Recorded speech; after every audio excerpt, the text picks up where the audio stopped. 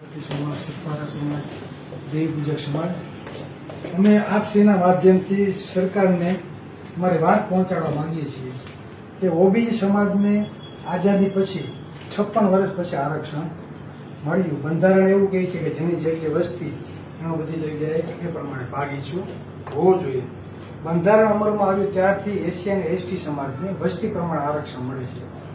હાલ જે તમે જોવો છો તો અત્યારે કોઈ પણ કાસ્ટ આરક્ષણથી વંચિત નથી. જેની વસ્તી 10% છે એને પણ અત્યારે ઈડબ્લ્યુએસ આરક્ષણ 10% મળી રહ્યું છે. જો વસ્તી ગણતરી કરવામાં આવે, બિહારમાં જે વસ્તી ગણતરી થઈ તો તેમાં આંકડો 60%નો આવ્યો છે કે 60% ઓબીસી સમાજ છે. તો ગુજરાતમાં પણ વસ્તી ગણતરી કરવામાં આવે તો આજે ગુજરાતનો ઓબીસી સમાજ વર્ગ 60+ થાય તો એક તો 56 વર્ષ પછી એને આરક્ષણનો લાભ મળ્યો, એ પણ 47% લેખે. આજે પણ 47% લેખે ભરતીઓ થતી નથી. ગૌણ સેવા આયોગ પસંદગીની જે મૌખિક ઇન્ટરવ્યુ લેવામાં આવે છે તેની પણ સિલેક્શન કમિટીમાં માત્ર સવર્ણ સમાજને બેસાડવામાં આવે છે. ત્યાં એક પણ ઓબીસી સમાજ, એસસી સમાજનો વ્યક્તિ પણ નથી હોતો. એટલે અમને એવું થાય છે કે મૌખિક ઇન્ટરવ્યુ પણ જે લેવામાં આવે છે ખરેખર પારદર્શી નથી. તો ખરેખર મૌખિક ઇન્ટરવ્યુ પણ રદ કરી નાખો, કા સિલેક્શન કમિટીમાં બધાને ભાગીદારી મળે એ રીતે કમિટી તમે બેસાડો. કેમ કે લેખિતમાં સારા માર્ક આવ્યા હોવા છતાં મૌખિકમાં કાઢી મૂકવામાં આવે છે. બરાબર, આવો અમને શંકા અને જ્ઞાતિવાદ દેખાય છે.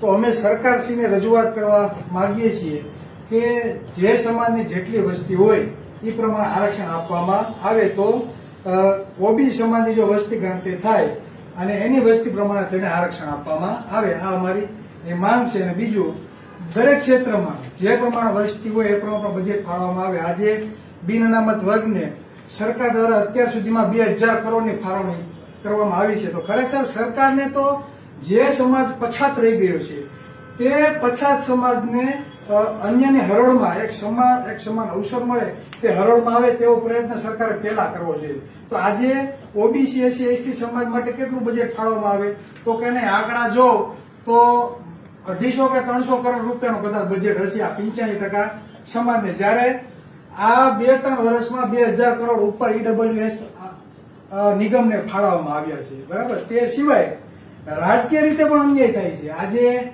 જેમના મત નથી એ માત્ર મુખ્યમંત્રી બનીએ, ગૃહમંત્રી બનીએ, ઉપમુખ્યમંત્રી, સારા ખાતા એને આપવામાં આવે છે. જ્યારે કોઈ માલધારી સમાજમાંથી નહીં, પ્રજાપતિ સમાજમાંથી નહીં, દેવી પૂજક સમાજમાંથી નહીં, એસસી, એસટી કે કોઈ ઠાકોર સમાજમાંથી પણ સૌથી વધારે વસ્તી કે સૌથી વધારે ટેક્સ ચૂકવવામાં આવે છે, છતાં પણ સારા ખાતા પણ આપવામાં આવતા નથી. એટલે આ એક જાતનો જ્ઞાતિવાદ લાગે છે સરકાર સામે. અમુક ચોક્કસ જ્ઞાતિના વિકાસ માટે સરકાર બની હોય ને એવું અત્યારે માલુમ થાય છે. તો અમારી વાત સરકારશ્રી સુધી પહોંચે એવી આપને લેખિત રજૂઆત કરવામાં આવ્યા છે. અને અમારી વાત જો સરકાર નહીં માને તો આગામી 2047ની જે પણ ચૂંટણી આવે તેમાં એને સ્વરાજ્યની ચૂંટણી હોય કે આગળ કોઈ બી, એમાં અમે અમારું પ્રતિનિધિત્વ દાખલ કરવા માટે પ્રયત્ન કરશું.